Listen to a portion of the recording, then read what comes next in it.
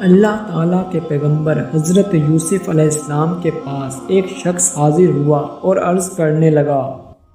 اے اللہ کے پیغمبر، مجھے کوئی ایسا عمل بتائیں کہ میں جس شخص سے بھی ملوں وہ میری طرف مائل ہو جائے اور مجھ سے خوش ہو جائے۔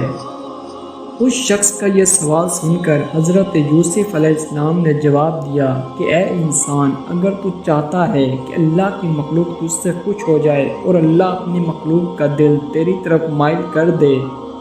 تو اپنے آپ سے دو وعدے کر۔ وہ شخص پوچھنے لگا کہ اے اللہ کے پیغمبر، میں خود سے کون سے وعدے کروں؟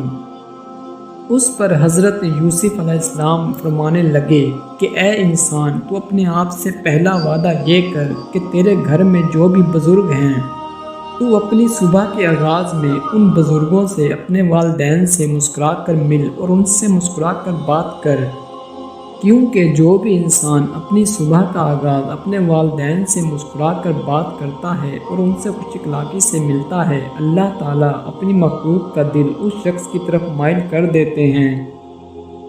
اور دوسرا وعدہ تو خود سے یہ کر کہ تو جب بھی کسی انسان سے ملے گا تو اس کے اندر کوئی نہ کوئی اللہ تعالیٰ کی رکھی ہوئی خوبی کو پہچانے گا، کیونکہ اللہ تعالیٰ نے ہر انسان کے اندر ایک خوبی رکھی ہوتی ہے۔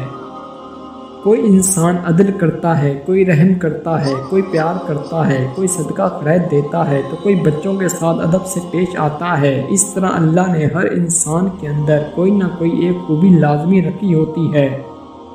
اور اگر اس کے برعکس تو نے اس شخص کے اندر عیب تلاش کرنا شروع کر دیے تو وہ انسان بھی تیرے عیب تلاش کرے گا اور تجھ سے دور ہو جائے گا، اور اسی طرح ہر انسان تجھ سے دور ہوتا چلا جائے گا۔